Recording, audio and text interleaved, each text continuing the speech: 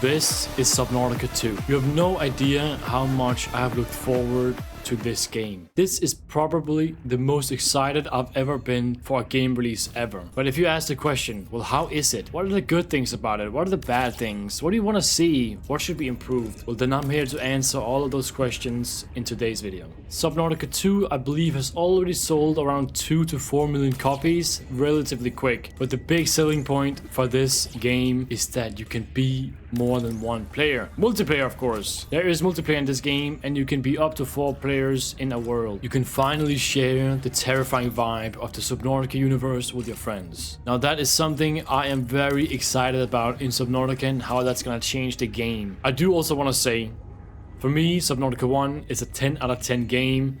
It's the perfect game out there.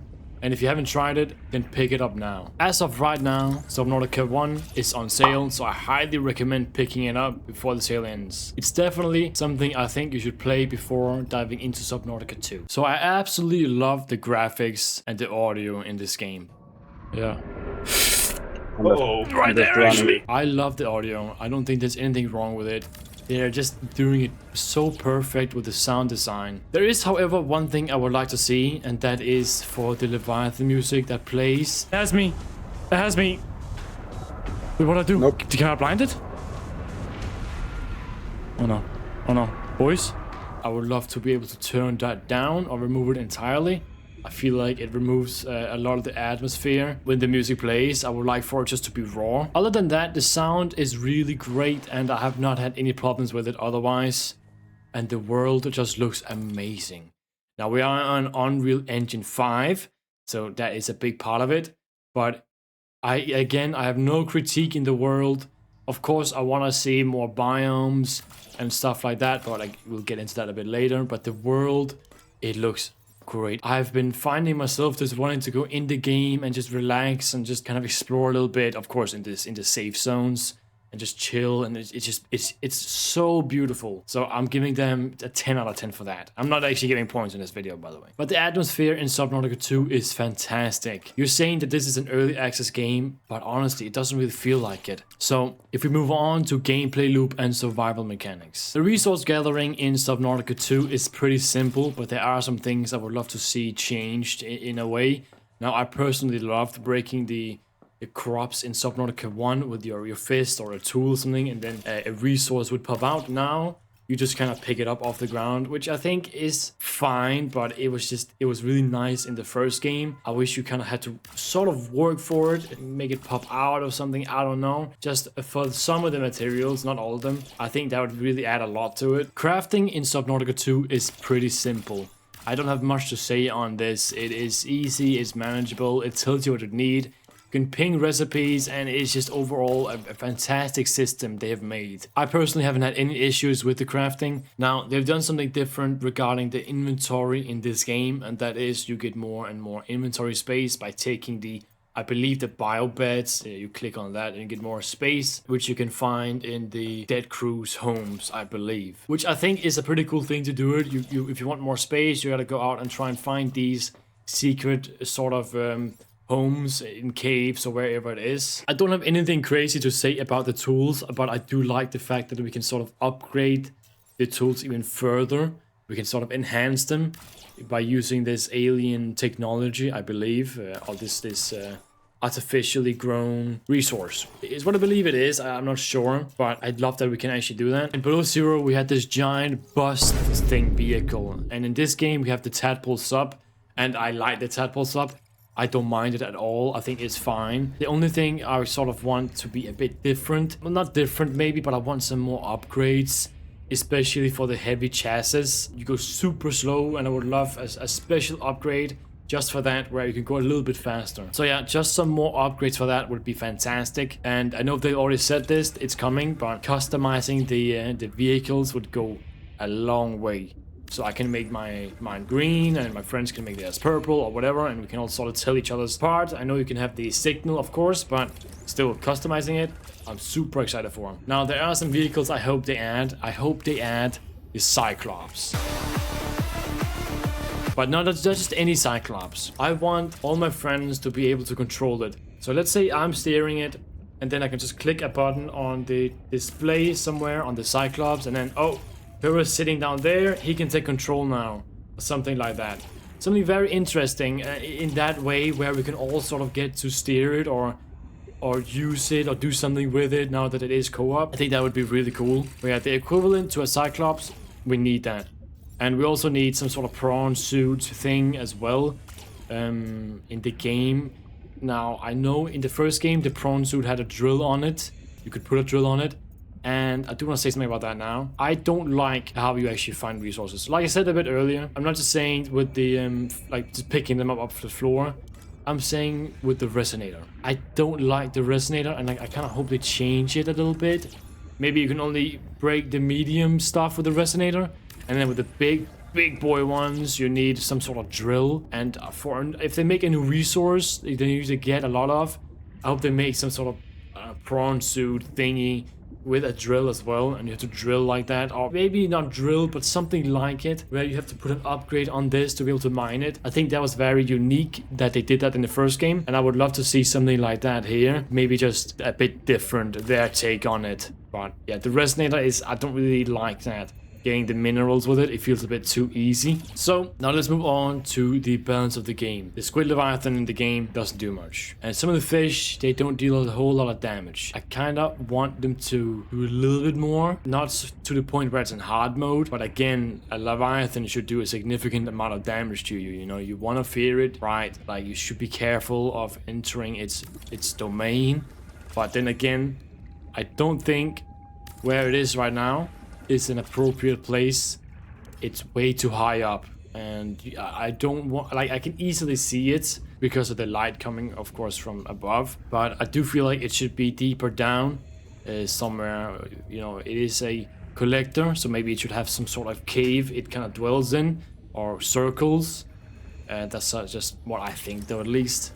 But yeah, again, fish and stuff, they should do more damage. The story as well, I'm gonna be honest, is confusing. For the first 10 or maybe 5 hours, I might be stupid, but I didn't really get it. Even after reading logs and stuff, it was just kind of confusing. Okay, so there's of course not many biomes in the game, but what I would personally love to see, just like the mushroom cave in Subnautica 1, I want to see something like that. You know, a beautiful biome, but there is something dangerous within, you know. In the mushrooms, there are these snake things, or whatever they're called, in the mushrooms themselves.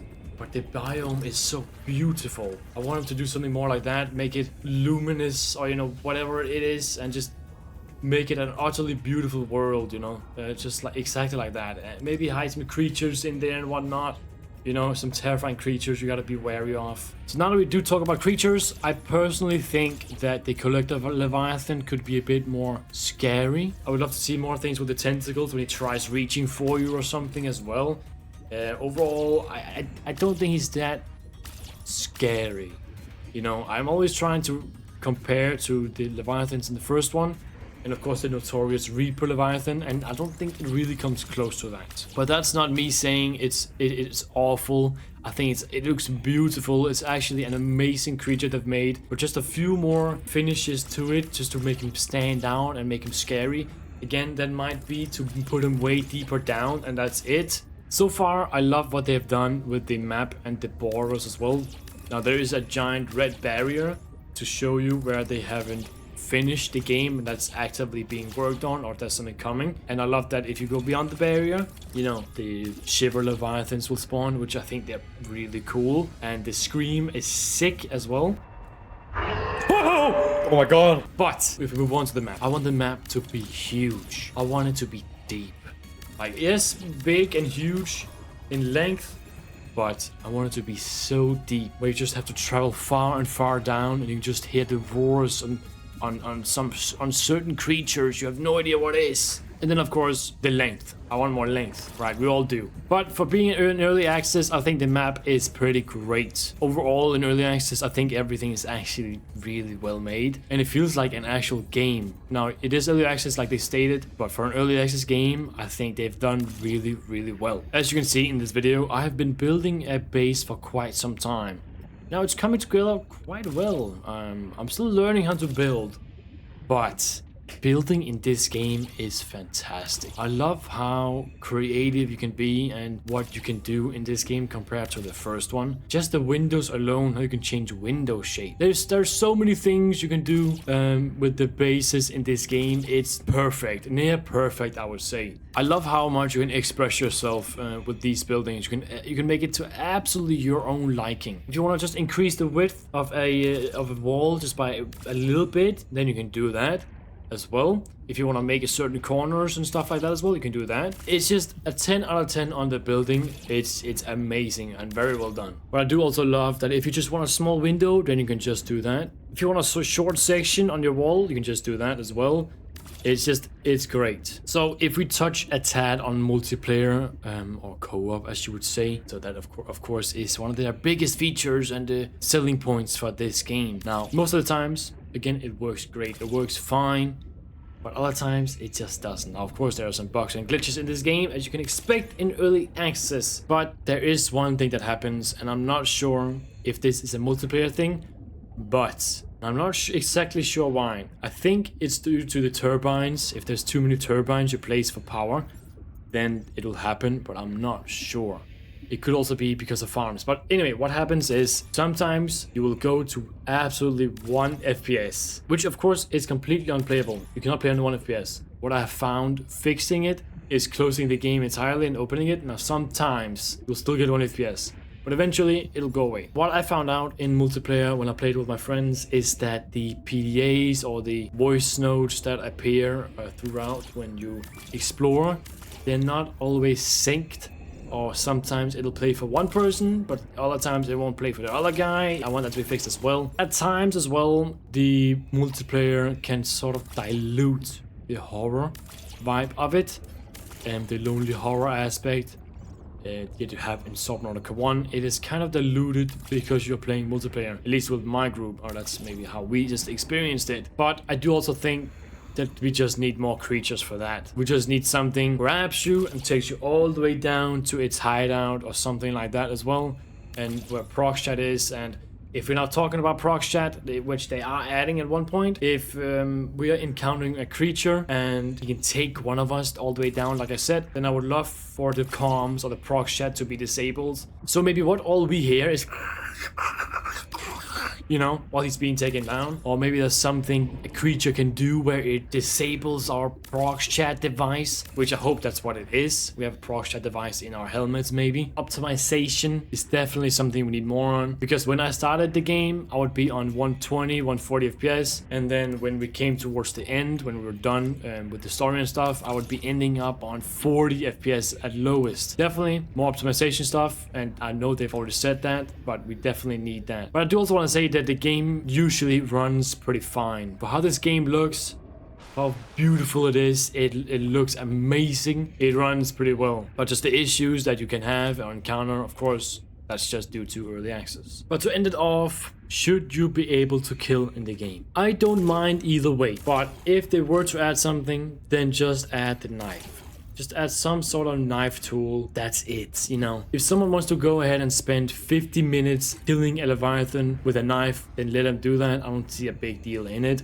It's completely useless and it's just a waste of time. But the only good thing about the knife is, of course, that you could also insta-cook the fish if you made the upgrade for it. But by comparison from this Subnautica 2 to the first game, honestly, it's great. It is the right track. This is what we want to see. But is it worth it in early access? Yes, it is absolutely worth it in early access. So my final score for this game is an 8. But that's it. That is my honest review on Subnautica 2. Now, if you want me to go a bit more in depth with some of these things, then just ask me down in the comments and I will reply if there's some things you are curious about. But overall, it looks amazing. It's great. It's fantastic. And these things that I talked about, I'm sure they're gonna do some things about it and fix it, bring it into life. Whatever now will happen, I'm sure it'll be great. I hope you enjoyed my base building there in the background. The thing I'm most excited about is an equivalent to the Cyclops. But what are you most excited about? Let me know down in the comments and I'll see you guys in the next one. Much love and goodbye.